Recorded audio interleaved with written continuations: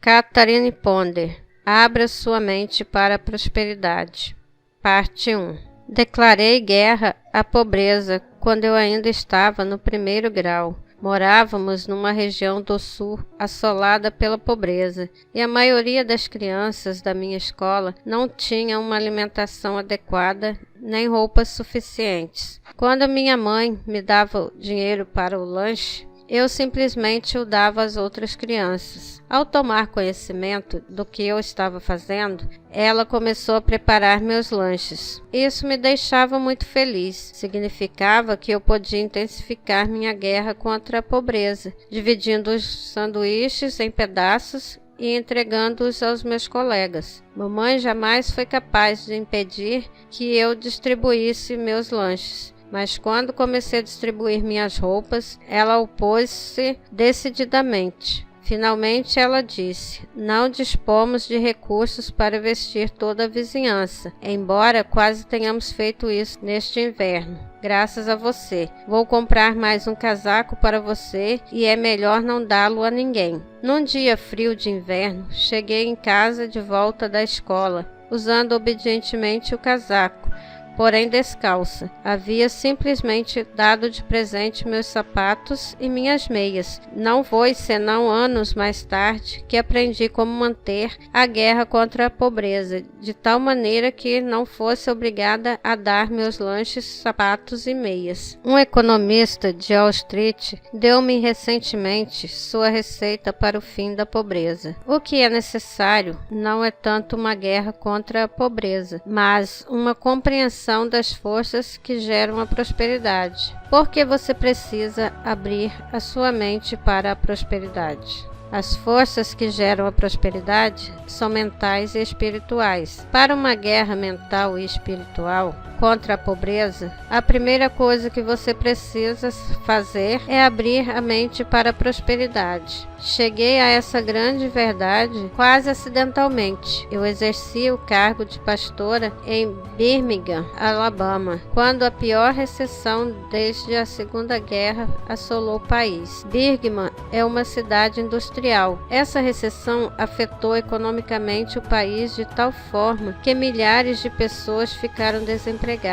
Havia filas de mendigos para receber alimentos gratuitamente. Todos falavam de depressão, tempos difíceis e indigência. Finalmente, o governo decretou estado de calamidade na cidade, disponibilizando ajuda federal. Foi durante esse penoso período que as pessoas que frequentavam minha igreja pediram para que eu ministrasse um curso que revelasse as leis mentais e espirituais da prosperidade. Logo, descobri uma coisa importante.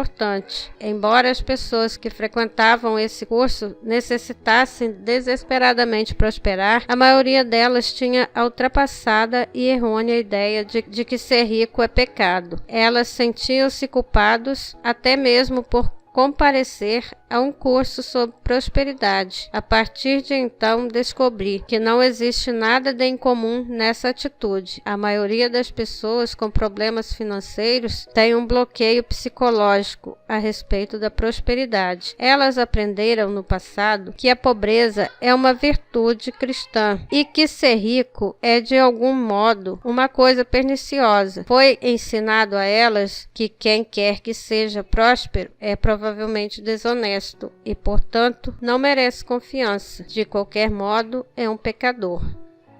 Como a pobreza pode ser uma virtude cristã quando a pobreza é a causa da maioria dos problemas do mundo? O comunismo baseia-se na pobreza. Um economista disse que a principal diferença entre a democracia e o comunismo pode ser descrita em uma palavra: abundância ou prosperidade. As pessoas prósperas não gostam e nem necessitam do comunismo. Não apenas a guerra e o comunismo são causados pela pobreza, mas também a doença, o crime, a delinquência juvenil, o analfabetismo. Parte do problema das drogas, tumultos e terrorismos, todos podem estar relacionados com as situações de pobreza. É como se a alma humana estivesse sublevando contra as privações nesta era de esclarecimento espiritual ou intelectual, porque a alma sabe intuitivamente que o homem deveria ser próspero. Como abrir a mente para a prosperidade? Você Você pode abrir a mente para a prosperidade, renunciando à ridícula ideia de que a pobreza é uma virtude cristã, uma vez que ela é apenas um defeito comum. A pobreza é definitivamente um pecado, não uma bênção, afirmou Charles Filmers em seu livro Prosperidade. O Pai deseja para nós um bem ilimitado, não simplesmente os meios para uma parca subsistência. Não poderemos ser muito felizes se formos pobres, e ninguém precisa ser pobre. Ser pobre é pecado. Não há nada de novo a respeito dessa ideia. Um século atrás, um pastor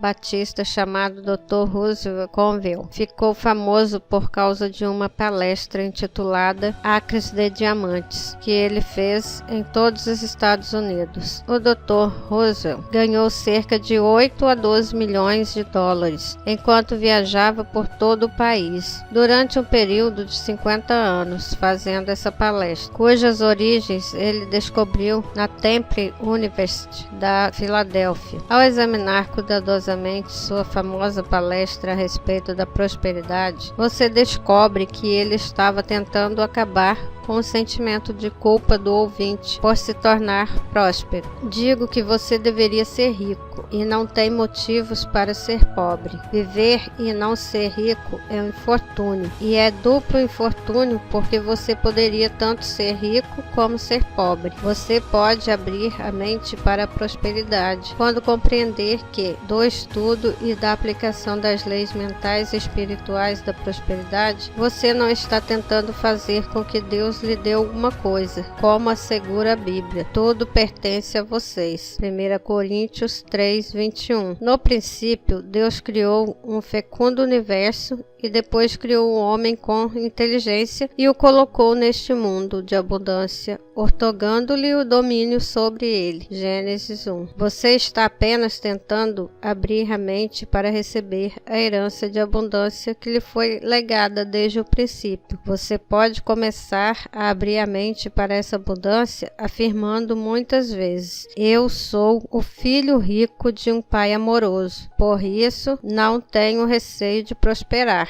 Havia um homem de negócios que tinha sua própria fórmula elementar para abrir a mente para a prosperidade. Quando as pessoas perguntavam como vão os negócios, ele tinha uma resposta padrão: não importando a situação econômica do momento, os negócios vão maravilhosamente bem, porque há ouro em pó no ar. Tudo parecia estar bem para esse homem, não importando o que as pessoas à sua volta fizessem ou dissessem, ele prosperava. Os amigos dele diziam: não compreendo, tudo o que ele toca vira ouro. Relatos de pessoas que prosperaram.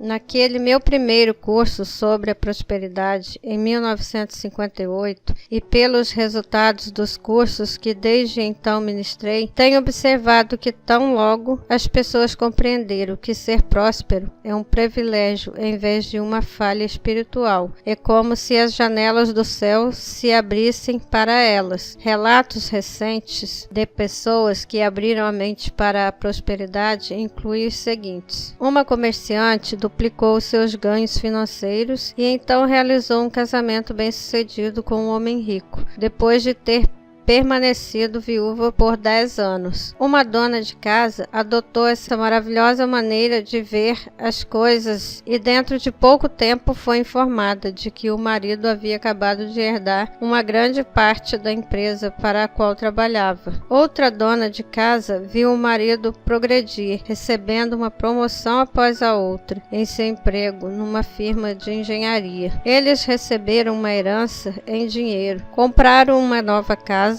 e 2 carros novos, e depois de terem tentado durante vários anos, conseguiram adotar algumas crianças. Um jovem professor universitário tirou outro diploma e logo conseguiu um excelente emprego, com um salário muito maior numa universidade estadual. Uma empregada doméstica narrou uma viagem de 6 semanas pela Europa. Uma professora foi transferida de um departamento conturbado de sua escola para um setor pedagógico mais organizado. Um casal conseguiu comprar uma linda casa nova sem dar nenhuma entrada. O antigo proprietário deu-lhes um desconto de $8.000. Um casal conseguiu bolsas escolares para os 2 filhos. Uma mulher que trabalhava no setor de imóveis conseguiu sua licença de corretora e abriu sua própria imobiliária. Outra corretora de imóveis fez sua primeira venda em 1 ano. Ao voltar para casa, depois de uma palestra sobre prosperidade em Oklahoma City, uma comerciante atendeu a uma chamada telefônica. Era um cliente com uma venda de $40 às 12h30 de um domingo. Na manhã seguinte, ela acordou com outra chamada telefônica e outra venda. Isso representou uma mudança total da situação de vendas difíceis a qual estava acostumada. Um homem de negócios que saía de uma palestra sobre prosperidade, no caminho para o carro, encontrou uma nota de $20. Uma semana depois, um aumento que ele estava tentando obter há meses para os seus empregados chegou repentinamente. Depois de abrir a mente para a prosperidade, uma jovem viúva conseguiu reduzir quase $1.700 de seus débitos em 3 dias. Todos os que ajudaram a autora em seu primeiro livro conseguiram prosperar. Você pode abrir a mente para a prosperidade quando compreender que vale a pena fazer isso, mesmo em fase da necessidade e da privação. Comecei a escrever artigos sobre prosperidade há muitas décadas, quando morava em um cômodo. Achava paradoxal escrever a respeito de prosperidade, dizendo às outras pessoas como se tornarem prósperas, quando eu estava morando simplesmente em um cômodo. Mas compreendi que deveria fazer alguma coisa para abrir a minha mente para a prosperidade, a fim de conseguir sair daquele cômodo. Isso levou 3 anos, mas quando finalmente me mudei, encontrei uma casa encantadora. A mudança poderia ter ido mais cedo, se eu conhecesse a fórmula completa da prosperidade apresentada neste livro. Abrir a mente para a prosperidade, mesmo quando se está passando por necessidade, pode também ter efeitos surpreendentes sobre a sua vida. Foram as pessoas que me cercavam enquanto eu escrevia meu primeiro livro que despertaram minha atenção para isso. Depois de datilografar a primeira metade do manuscrito, minha secretária demitiu-se. Ela explicou que, enquanto datilografava o manuscrito, ela e o marido haviam posto em prática a ideia nele contida e que ele prosperara tanto em seu trabalho de vendas que ela não precisava mais do emprego.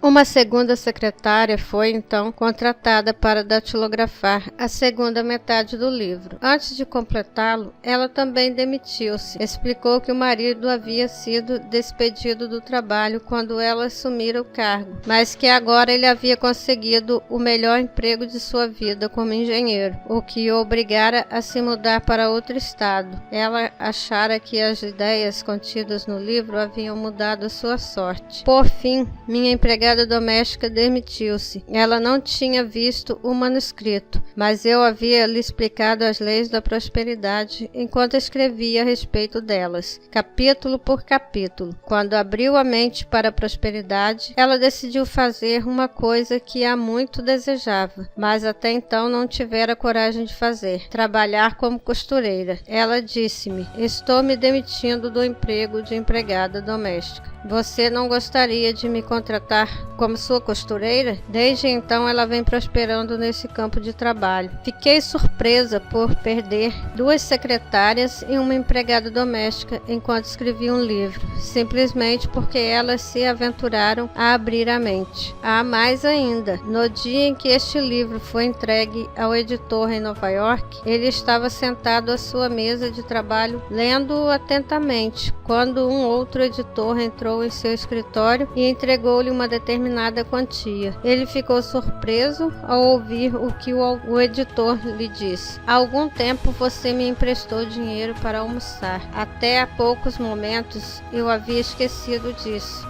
Meu editor escreveu-me exultante. Isso teria ocorrido por um efeito imediato de as leis dinâmicas da prosperidade. No entanto, um relato ainda mais atualizado a respeito do poder de se abrir a mente para a prosperidade foi feito pelo tipógrafo deste livro. Ele escreveu de Hollywood, Califórnia. Sou a pessoa que teve o singular prazer de fazer a composição tipográfica da versão revisada do livro Abra a Mente para a Prosperidade, para sua editora na Califórnia. Esse manuscrito prendeu minha atenção do primeiro ao último parágrafo e me senti muito melhor, tanto mental como emocionalmente, por ter tido essa experiência. Abra a mente para a prosperidade, especificamente, abriu a minha mente para certas verdades incontestáveis, a maioria das quais eu conhecia desde a infância, mas à medida que me envolvia cada vez mais na rotina de trabalho e da vida diária, acabei me esquecendo da importância delas. Houve uma época da minha vida em que fui um crente ardoroso no poder da oração. Contudo, nunca soube como realmente expressar em palavras minhas orações, tampouco elas deveriam ser acompanhadas pela visualização daquilo que eu desejava. Este livro esclareceu a arte da oração dinâmica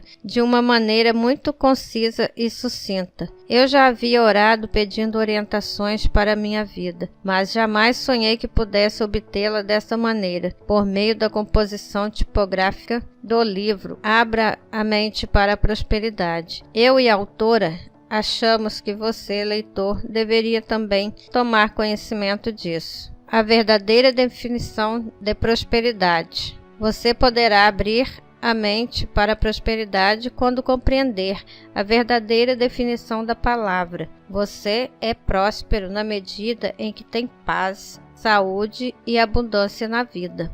Prosperidade inclui paz de espírito. Um homem de negócios escreveu recentemente: o estudo da prosperidade, com toda certeza, traz paz de espírito. Desde que me dediquei a esse estudo, minha mulher parou de querer me controlar e minha sogra começou a me deixar em paz. Prosperidade inclui harmonia. Um jovem músico que compareceu a um de meus cursos sobre prosperidade estava desempregado há meses. Imediatamente após o curso, ele conseguiu o melhor emprego de sua vida. Mais tarde, ele escreveu: tive uma agradável surpresa em consequência de meu estudo. Isso aconteceu porque eu necessitava de um emprego, que consegui rapidamente. Mas na época em que eu praticava o pensamento auspicioso, minha mulher e eu estávamos separados. Agora nos reconciliamos e somos mais felizes do que nunca. A prosperidade com certeza inclui paz e harmonia.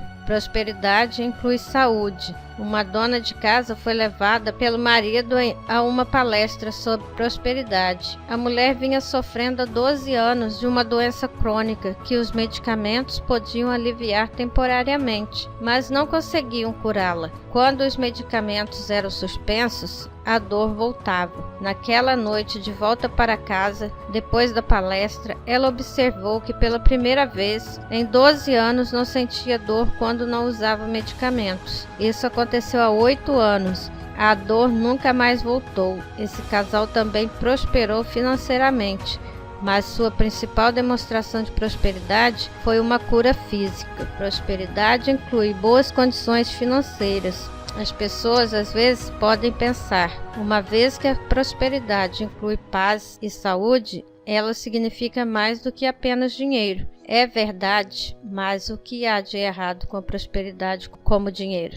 Uma maneira importante de abrir a mente para a prosperidade é abri-la deliberadamente para a ideia de que o dinheiro é espiritual e de que o dinheiro faz parte da sua herança espiritual. Existem milionários na Bíblia. Saber que os grandes líderes espirituais da Bíblia eram pessoas prósperas ajuda a abrir a nossa mente para a prosperidade. Muitos desses líderes eram literalmente milionários. Eles pareciam saber que a prosperidade era uma graça espiritual e a pobreza uma maldição. No primeiro livro da Bíblia, encontramos 4 milionários entre os grandes líderes hebreus: Abraão, Isaque, Jacó e José. A Bíblia descreve nitidamente os seus bens. Em geral, lembramos de Abraão como patriarca do povo hebreu, o que ele foi, mas ele foi também um milionário. As Escrituras declaram que ele tinha muitas propriedades e que o Senhor o havia abençoado em tudo. Gênesis 24:1. Quando pela primeira vez eu disse numa palestra que Abraão era milionário, um surpreso texano perguntou: se Abraão era um milionário, quantos poços de petróleo ele possuía? Respondi: não sei, mas vou descobrir. Quando examinei a descrição bíblica dos bens de Abraão, não pude encontrar um único poço de petróleo que lhe pertencesse. Porém, enquanto examinava cuidadosamente as passagens que descreviam suas riquezas, um versículo chamou minha atenção. Abraão era muito rico em rebanhos, em prata e em ouro. Gênesis 13:2. Quando alegremente contei ao cético texano que Abraão havia sido rico, um rico criador de gado, ele ficou tão impressionado que insistiu que o gado de Abraão era provavelmente da raça Longhorn, originária do estado da Estrela Solitária. A despeito de meus protestos, ele saiu da palestra muito feliz. A Bíblia é um livro didático sobre a prosperidade. Você poderá abrir a mente para a prosperidade quando compreender que a Bíblia é o maior livro didático sobre a prosperidade já escrito e começar a estudá-la sob esse ponto de vista. A Bíblia está repleta de histórias a respeito de pão e peixe. Isso é um maravilhoso simbolismo da prosperidade. O pão simboliza a substância do universo que nós produzimos e a qual damos forma com nossos pensamentos e palavras de prosperidade. O peixe simboliza as ideias de progresso. A palavra ouro aparece mais de 400 vezes na Bíblia. Existem entre 3.000 e 4.000 promessas na Bíblia, muitas das quais promessas literais de prosperidade. Alguns teólogos afirmam que há cerca de 8.000 dessas promessas. A preocupação de Jesus com a prosperidade é mostrada na oração do Pai Nosso. O pão nosso de cada dia nos dai hoje, e perdoai-nos as nossas dívidas, como também nós perdoamos os nossos devedores. Mateus 19:11-12. Muitos dos milagres de Jesus foram milagres de prosperidade, e muitas de suas parábolas foram parábolas sobre prosperidade. Quando Jesus disse aos discípulos, referindo-se ao moço rico: em verdade vos digo que um rico dificilmente entrará no reino do céu, foi porque ele sabia que aquele homem rico era dominado por suas posses em vez de controlá-las. Mateus 19:23-24. A conscientização espiritual da prosperidade proporciona a você o controle de seus bens, em vez de permitir que seus bens o controlem. A prosperidade é necessária para o seu crescimento. Você poderá abrir a mente para a prosperidade quando compreender que a prosperidade é uma necessidade para o seu crescimento espiritual, porque lhe dá liberdade para crescer espiritualmente. Certa vez, sentei-me ao lado de um médico quiroprático em um banquete para o qual ambos éramos oradores convidados. Esse homem falou-me a respeito de como as abordagens mental e espiritual da prosperidade vinham sendo importantes para ele durante anos. Ele descreveu como tinha deixado de ser um jovem médico batalhador e esforçado, que nada tinha, para se tornar um homem feliz e rico, que agora possuía a própria clínica, uma grande clientela, uma linda casa, uma admirável família, carros, investimentos, imóveis e até um avião particular. Ele disse o seguinte: hoje sou um médico muito melhor, um marido e um pai muito melhor, um cidadão muito melhor porque sou próspero. Agora tenho tempo para estudar a verdade, para me desenvolver espiritualmente até um ponto que jamais atingira antes. Todas as pessoas deviam ser prósperas, porque a prosperidade lhes dá liberdade.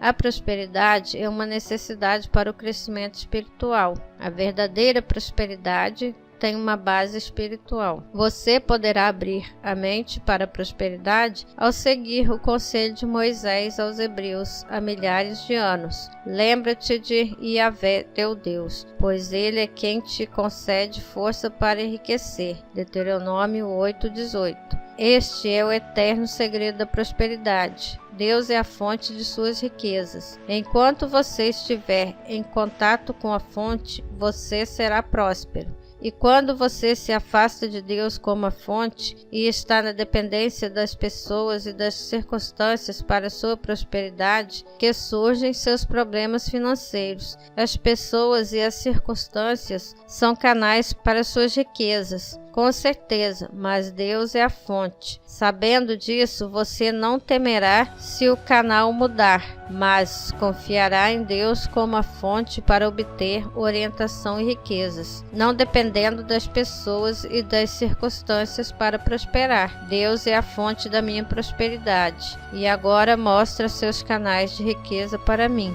Há muitos anos, quando parecia que as pessoas e as circunstâncias controlavam meu bem-estar, descobri este útil sobre um único trecho em Lições sobre a Verdade. Nenhuma pessoa ou coisa no universo, nenhum encadeamento de circunstâncias pode, de maneira nenhuma, interpor-se entre você e sua felicidade, seu bem-estar. Você pode achar que existe alguma coisa entre você e o desejo de seu coração, e assim vive com esse desejo irrealizado. Mas isso não é verdade. Negue essa crença e estará livre. Então você verá o bem-estar fluir para você e verá nitidamente que nada pode existir entre você e o que lhe pertence. As afirmações que eu utilizei nessa ocasião para me ajudar a abandonar a crença de que a personalidade tinha poder para impedir meu bem-estar e meu relacionamento com Deus como a fonte de minha prosperidade foram as seguintes. Vejo nitidamente que nada nem ninguém pode ficar entre mim e o que me pertence.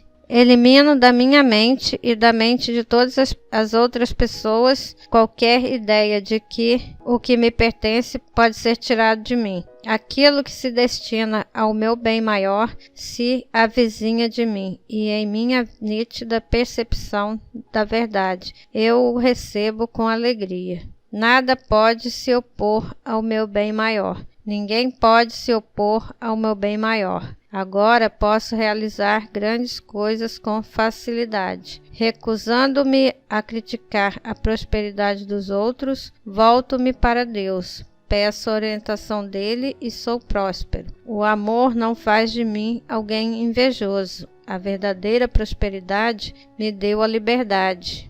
Minha vida não pode ser limitada. Meus rendimentos financeiros não podem ser limitados. Cristo, que agora está comigo, livra-me de todas as limitações. Agora sou rico em espírito e no mundo da matéria. O amor clemente de Jesus Cristo agora me liberta de todos os enganos relacionados com o dinheiro, no passado ou no presente. Encaro o futuro com consciência, liberdade e destemor. A Bíblia mostra claramente que, enquanto os hebreus reconheciam Deus como a fonte de suas riquezas e o observavam pedindo orientação, eles prosperavam extraordinariamente. Foi quando se desviaram de Deus e começaram a se voltar para as pessoas em busca de riquezas. No tempo de Salomão, que o povo hebreu dividiu-se financeiramente e politicamente e foi para o exílio. Essa atitude é positiva. Talvez você esteja se perguntando, mas essa ideia de confiar em Deus como a fonte de minhas riquezas funciona mesmo? Um outro médico disse-me recentemente: nunca havia prosperado realmente, embora tenha trabalhado com afinco, até que aprendi que a riqueza tem uma base espiritual. Depois que comecei a afirmar diariamente que Deus era a fonte de minhas riquezas, que eu não tinha de depender de meus pacientes ou de quaisquer outras pessoas ou situação econômica do país para minha prosperidade, consegui construir em 8 meses uma nova clínica no valor de $100 mil. Ele mostrou-me fotografias de sua clínica e ela é realmente muito bonita. Essa é uma ideia positiva, que Deus é a fonte da prosperidade e que sua prosperidade tem uma base espiritual. Quando você abrir a sua mente para essa ideia libertadora, começará a prosperar, Você poderá estar pensando, está bem, mas conheço as pessoas que não são religiosas, mas são extraordinariamente prósperas. Elas reconhecem Deus como a fonte de suas riquezas. Talvez elas sejam prósperas no sentido financeiro, mas lembre-se de que a verdadeira prosperidade inclui paz e saúde. E quanto à paz de espírito e à saúde do corpo dessas pessoas? Resumo. A prosperidade é gerada por forças mentais e físicas. Para gerar prosperidade em sua vida, você precisa abrir a mente. Deixe de lado a ideia de que a pobreza é uma virtude cristã. A pobreza é um pecado, não uma graça divina. Você não está tentando fazer com que Deus lhe conceda alguma coisa. Você está apenas abrindo a mente para receber a abundância. Deus prometeu para você desde o início. Vale a pena abrir a mente para a prosperidade, mesmo quando você enfrenta necessidades e limitações. Você é próspero na medida em que tem paz, saúde e abundância na vida. Essa é a verdadeira definição de prosperidade. Alguns dos grandes líderes da Bíblia eram prósperos. A Bíblia em si mesma é um maravilhoso livro didático sobre a prosperidade, repleto de histórias, promessas e parábolas a respeito desse tema. A prosperidade é necessária para o crescimento espiritual, uma vez que ela lhe proporciona liberdade para desenvolver-se espiritualmente, sem ter que se preocupar com o aspecto financeiro ou mundano da vida. Deus é a fonte de suas riquezas, não as pessoas ou as circunstâncias. Compreender que a base de sua prosperidade é espiritual é uma atitude positiva, que lhe assegura sucesso financeiro. Limpe a sua mente para a prosperidade. Limpeza ou purificação é o primeiro passo para a prosperidade. Se as pessoas em todo o mundo conhecessem os passos de limpeza para a prosperidade e os empregassem, a vida delas iria mudar radicalmente para melhor. Os místicos têm a fórmula de 3 componentes para o sucesso: purificação ou limpeza, iluminação ou recebimento de orientação sobre como ser próspero, união com Deus e com o bem que dele advém. Esses 3 passos para o sucesso estão descritos nesse capítulo e nos seguintes. A Bíblia está repleta de símbolos de purificação, sacrifício, renúncia e contrição. Até o Muro das Lamentações, em Jerusalém, é símbolo de libertação de emoções negativas, necessárias para que se tenha prosperidade. Os antigos gregos observavam ritos de purificação, o que também devemos fazer. A vida é um processo contínuo de purificação. Se tentar ignorar o processo de limpeza em seus pensamentos e sentimentos, você não obterá prosperidade, pois não limpou a mente e suas emoções para receber os bens que deseja. A doutora Evelyn Winderhill explicou: o processo de limpeza representa uma grande parte da nossa vida espiritual. Se não conseguimos a purificação nesta vida, isto é responsabilidade nossa. Como limpar a mente? Você precisa se livrar daquilo que não quer, para dar lugar ao que quer. A riqueza, dinheiro, poder da mente não flui facilmente para uma situação confusa, tumultuada. A riqueza não flui facilmente para uma mente confusa, tumultuada. A riqueza não flui facilmente para um estado emocional confuso, desordenado e cheio de rancor. Você precisa começar a criar um vácuo, tanto exterior quanto interior. As influências magnéticas são transmitidas perfeitamente através do vácuo. Ao criar um vácuo, você começa a atrair a prosperidade. Já vi isso acontecer centenas de vezes. Limpeza exterior. Livre-se daquilo que você não necessita exteriormente. Faça uma faxina. Limpe os armários, as gavetas da mesa de trabalho, a casa, o carro, o escritório. Criar um vácuo no mundo exterior faz com que a pessoa que crê saia da sua mente inconsciente.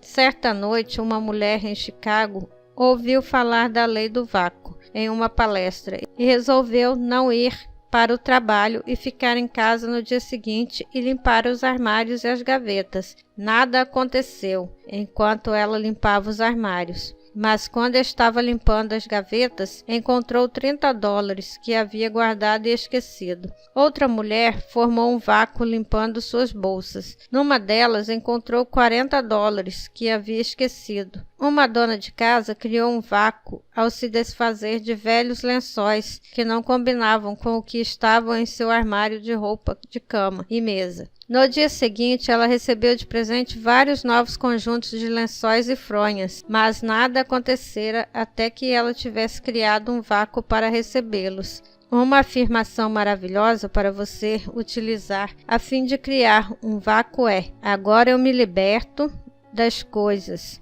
das situações e dos relacionamentos desgastados. A ordem divina está agora estabelecida e será mantida em mim e no meu ambiente. A prosperidade chega rapidamente quando se cria um vácuo. Um músico do sul da Califórnia havia estudado há pouco tempo a lei da prosperidade por meio do vácuo e decidiu aplicá-la limpando seu armário. Dentro de 24 horas aconteceram os seguintes fatos. Como ele era professor de música de uma escola pública, precisava de um emprego de verão. Enquanto limpava o armário, teve a ideia de dar cursos intensivos de música durante aquele período em faculdades e universidades. Ele telefonou para seu representante em Nova York, que gostou tanto da ideia que dentro de algumas horas havia programado cursos nas principais universidades de todos os Estados Unidos, mediante ótimos honorários. O segundo fato que aconteceu foi que outro músico lhe telefonou e disse: tenho recebido muitos convites para trabalhar à noite e nos fins de semana e não posso atendê-los. Posso indicar o seu nome para me substituir em alguns desses convites? Isso possibilitou que ele recebesse um segundo salário durante todo o ano, exatamente na sua vizinhança. Na manhã seguinte, depois de ter feito a limpeza do armário, ele estava indo de carro para o trabalho por uma das famosas rodovias da Califórnia. Enquanto dirigia, ele viu um carro enguiçado. Normalmente, ele teria acelerado, mas intuitivamente sentiu-se levado a parar e oferecer ajuda. O proprietário do carro enguiçado era uma mulher que usava um uniforme branco. Depois de examinar o carro dela, ele disse: creio que o motor está apenas superaquecido. Vamos esperar alguns minutos e se ele não der partida, eu a levarei até a oficina mais próxima, onde poderá conseguir ajuda. Notando o uniforme branco, ele perguntou: você faz trabalhos domésticos? Sim, foi a resposta. Você tem alguns dias disponíveis? Indagou ele. Sim, tenho uma quinta-feira a cada 15 dias. Bem, se quiser trabalhar para minha mulher, está contratada.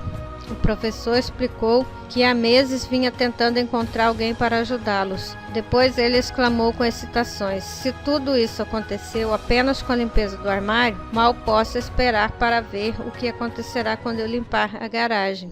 Desfaça-se das coisas dispendiciosas, até mesmo das novas. Ao criar um vácuo exterior, é bom se desfazer do que é dispendioso, bem como do que não é, se esses objetos dispendiosos não lhe forem mais úteis. Certa vez eu possuía 2 encantadores vestidos de veludo, dos quais hesitava em me desfazer porque tinha custado caro, mas cada vez que eu olhava para eles pendurados no armário, via que não me serviam mais e não tinha utilidade para mim. Finalmente decidi desfazer-me deles. Embora fossem modelos exclusivos de estilistas, em menos de uma semana recebi uma carta da minha irmã dizendo: tenho um encantador vestido de veludo que comprei no exterior.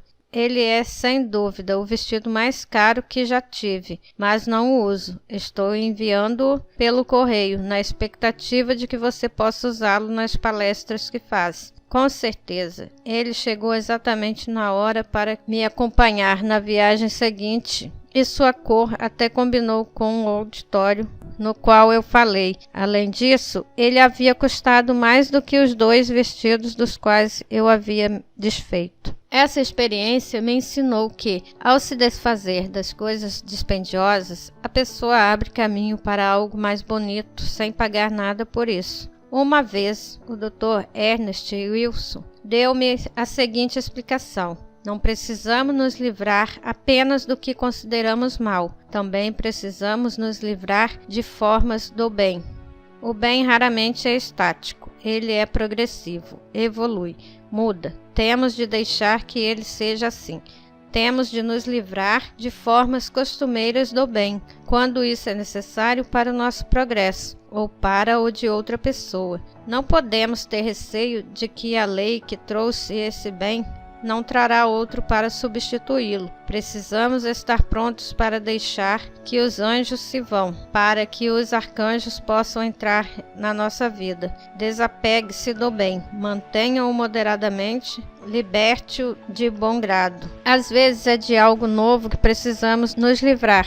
Você já comprou alguma coisa por impulso, para constatar mais tarde que não precisava dele? Nesse caso, em vez de se sentir culpado por tê-la comprado impulsivamente, devolva-o ou livre-se dela de alguma forma. Ao agir dessa maneira, você possibilita que o bem equivalente chegue até você. Certa vez, comprei um vestido longo por impulso, só para mais tarde constatar que ele não me servia. Logo depois de tê-lo dado de presente a uma pessoa que ficara encantada com ele, a vendedora que costumava me atender telefonou-me para dizer que acabara de receber diversos vestidos longos que pareciam o que eu estava procurando. Depois de examiná-los, encontrei um que prontamente substituiu aquele o qual eu havia me livrado. Ele era muito mais apropriado. Um homem de negócios disse-me recentemente: também vale a pena livrar-se daquilo que não é eficaz. Passei muito tempo assustado com problema de saúde que os médicos não podiam sanar. Um dia resolvi criar um vácuo, jogando fora meus remédios. Desde então nunca mais tive nenhum acesso. Limpeza por meio da ordem. Você pode limpar a mente para a prosperidade, colocando em ordem a maioria das coisas.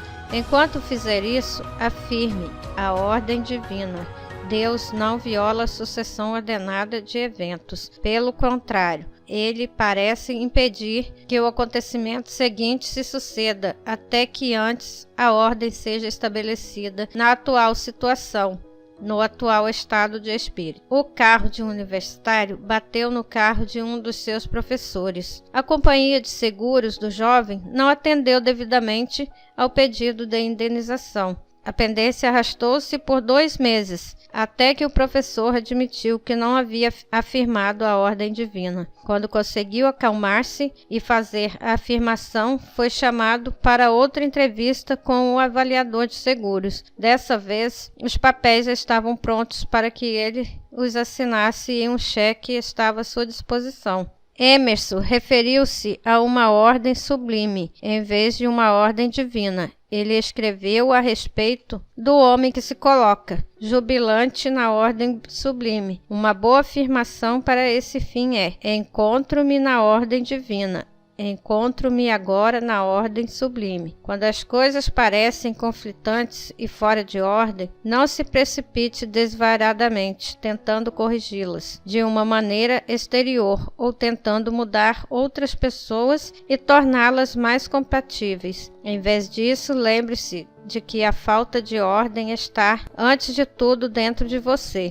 Se puder colocar em ordem os seus pensamentos e sentimentos, as pessoas e as situações e até o universo irão reagir de uma maneira mais ordenada. 2 mulheres estavam viajando de carro durante uma tempestade. Quando uma delas lembrou-se de afirmar a ordem divina, imediatamente a cerração desapareceu. A chuva cessou e elas continuaram a viagem com o tempo firme. Declare com frequência: o fluxo e o refluxo de tudo em minha vida são estabelecidos pela ordem divina. Estou em paz e tranquilo. Faça uma lista do que precisa ser eliminado. Você pode purificar a mente para a prosperidade, relacionando por escrito as coisas que quer eliminar da sua vida. Durante muitos anos, eu fazia listas daquilo que queria manifestar na minha vida.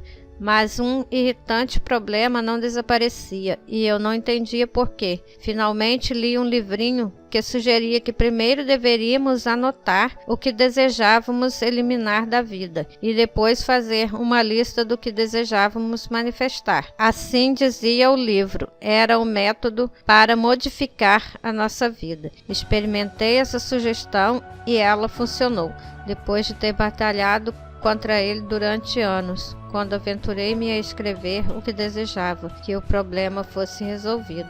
Purificação interior por meio da libertação. A eliminação tem duas finalidades: livrar você do que está errado e expandir suas virtudes. A eliminação de alguma coisa de sua vida é sempre uma indicação de que algo melhor está a caminho. Depois de anotar o que você deseja eliminar, é bom declarar: eu me liberto disso e confio. Quando uma pessoa está tentando alcançar um resultado e isso não acontece, geralmente é porque ainda existe alguma coisa na mente, no corpo, nos negócios ou nos relacionamentos, a qual é preciso renunciar, dela se libertar, liberá-la ou eliminá-la. Enquanto a pessoa estiver adiando esse processo de eliminação, estará adiando os resultados. Cada fase da vida exige renúncia. Cada avanço significa a rejeição de alguma coisa antiga, mas a eliminação não apenas tira alguma coisa de você, ela também lhe dá alguma coisa.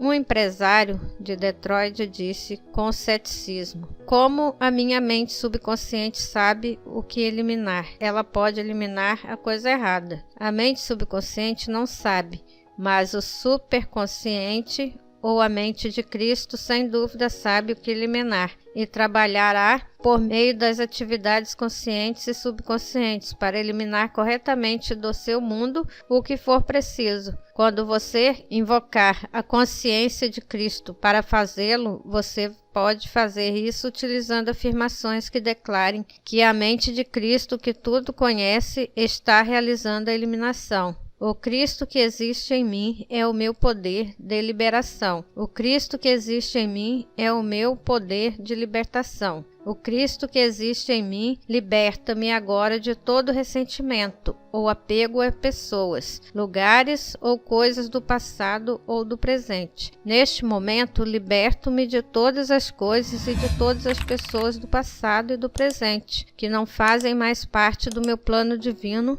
para a minha vida. O Cristo que existe em mim manifesta agora meu verdadeiro lugar com as pessoas verdadeiras e a verdadeira prosperidade. Certa vez, utilizei essas afirmações de liberação numa ocasião em que eu sentia uma insatisfação generalizada na minha vida, mas não sabia o que precisava ser eliminado. Em breve me foi oferecido um encantador apartamento em um condomínio, onde há muito eu desejava morar. Com a mudança veio a liberação de antigos móveis e influências pessoais, das quais eu desejava me ver livre. O novo ambiente proporcionou-me uma nova perspectiva de vida, embora eu não houvesse compreendido que necessitava da mudança e só nesse momento pudesse tê-la feito. A mente de Cristo sabia disso e providenciou quando eu utilizei as citações, afirmações de liberação. A inteligência divina sempre sabe o que fazer e responde quando apelamos para ela. Elimine as impurezas da sua vida. Ao mesmo tempo em que limpa os armários, você também precisa limpar sua vida. Se quiser purificar a mente para a prosperidade, se quiser ter prosperidade, livrar-se de todo o mal e ter suas preces atendidas, você precisa livrar a sua vida das impurezas e colocá-la em ordem. É inútil invocar benefícios, proteção, ajuda, orientação ou cura se durante todo o tempo você estiver fazendo coisas que sabe que não são corretas aos olhos de Deus e dos homens. Com muita frequência, quando uma pessoa compreende pela primeira vez o poder do pensamento, acha que pode usar o poder mental para obrigar as outras a fazerem o que ela quer. Ela tenta remendar a própria vida com afirmações. Pode até obter alguns resultados, mas esses resultados serão apenas transitórios, a menos que tenham sido alicerçados sobre uma base correta. Uma viúva solitária vinha levando uma vida sentimental e moral questionável, desde a morte do marido, sentindo que para mudar esse comportamento deveria tomar alguma providência. Finalmente, ela compreendeu que, se desejasse casar novamente, deveria limpar e purificar sua vida. Foram necessários pelo menos 6 meses para se livrar de relacionamentos comprometedores, mas depois que ela fez isso, houve um tranquilo período de confiança em Deus para lhe mostrar o caminho. Dentro de 1 ano, ela se casou com um homem de bem, que ela não teria conhecido se continuasse naquele círculo anterior de amizade. É verdade que Deus, como lei divina, impede o desenvolvimento subsequente até que a ordem seja estabelecida na situação presente. Aquela mulher provou que a eliminação tem um efeito duplo, e que, quando ela eliminou o erro de sua vida, ocorreu a manifestação do bem. Para libertar-se de seus relacionamentos, afirme: o Cristo que está em mim liberta-me agora de todas as coisas e de todas as pessoas que não fazem mais parte do meu plano divino para a minha vida. Libertam-me neste momento. O Cristo que está em mim revela, esclarece e manifesta neste momento o plano divino para a minha vida.